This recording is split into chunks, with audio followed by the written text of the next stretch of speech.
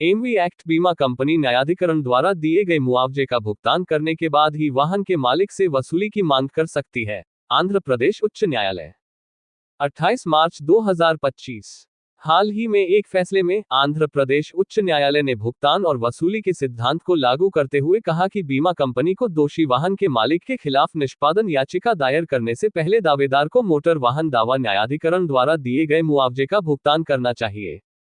यह फैसला गजुलापल्ली वसुंधरा द्वारा मोटर वाहन अधिनियम की धारा 173 के तहत कड़प्पा में मोटर दुर्घटना दावा न्यायाधिकरण सह चतुर्थ अतिरिक्त जिला न्यायाधीश द्वारा पारित एक पुरस्कार के खिलाफ दायर अपील पर सुनवाई करते हुए आया। दायित्व पर न्यायालय के निष्कर्ष।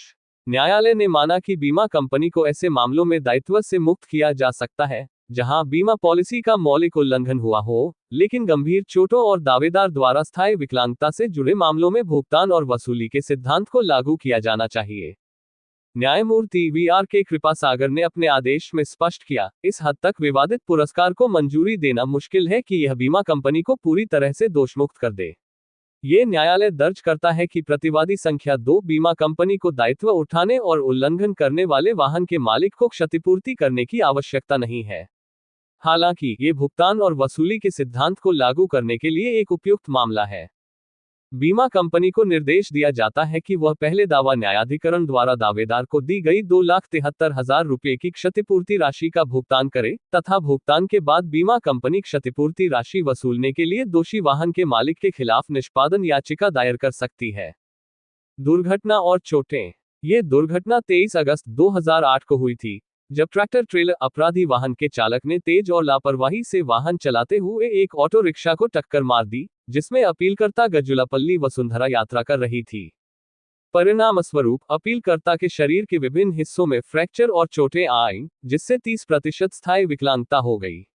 दुर्घटना के समय वह 22 वर्ष की थी और कृषि कार्य से 5,000 रुपये प्रति माह कमाती थी।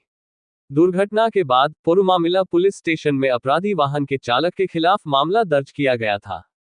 अपीलकर्ता ने 3 लाख रुपये के मुआवजे का दावा दायर किया, जिसमें दोषी वाहन के मालिक और बीमा कंपनी को प्रतिवादी बनाया गया। दावा न्यायाधिकरण ने माना कि दुर्घटना वाहन चालक की लापरवाही से हुई, लेकिन चूंकि उस समय चालक के पास वैध ड्राइविंग लाइसेंस नहीं था, इसलिए न्यायाधिकरण ने बीमा पॉलिसी का उल्लंघन पाया और बीमा कंपनी को दायित्व से मुक्त कर दिया। दावा न्यायाधिकरण के निर्णय पर न्यायालय का निर्णय। अपीलकर्ता ने ट्रिब्यूनल के फैसले को चुनौती दी, खास तौर पर उस हिस्से को जिसमें बीमा कंपनी को दायित्व से मुक्त कर दिया गया था। उच्च न्यायालय ने कहा कि गंभीर चोटों और स्थायी विकलांगता से जुड़े मामलों में भुगतान और वसूली का सिद्धांत लागू होना चाहिए। न्यायालय ने इस बात पर प्रकाश डाला कि भले ही बीमा कंपनी को पॉलिसी उल्लंघन के कुछ मामलों में दोषमुक्त किया जा सकता है, लेकिन वह ऐसे गंभीर मामलों में दायित्व से बच नहीं सकती। मुआवजे पर ब्याज दर। न्यायालय ने मुआवजे पर ब्याज दर के मुद्दे पर भी विचार किया।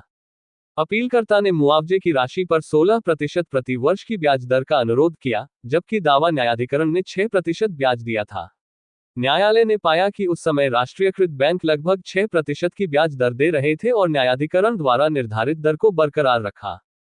न्यायालय ने स्पष्ट किया कि न्यायाधिकरण द्वारा दी गई ब्याज दर को उस समय प्रचलित बैंक दरों को देखते हुए गलत नहीं माना जा सकता। न्यायालय का अंतिम निर्णय। आंध्र प्रदेश उच्च न्यायालय ने न्यायाधिकरण के फैसले को संशोधित किया और बीमा कंपनी को निर्देश दिया कि वह याचिका दायर करने की तिथि से लेकर वसूली की तिथि तक 6% वार्षिक ब्याज के साथ 2,73,000 रुपये की क्षतिपूर्ति राशि का भुगतान 1 महीने के भीतर करे। इस भुगतान के बाद बीमा कंपनी निष्पादन याचिका के माध्यम से अपराधी वाहन के मालिक से राशि वसूल सकती है। मामले का विवरण। केस संख्या MACMA नंबर 144 2015। केस का नाम गजुलापल्ली वसुंधरा, कड़प्पा जिला, VP श्रीनिवासुलु, कड़प्पा जिला, अनो और अन्य।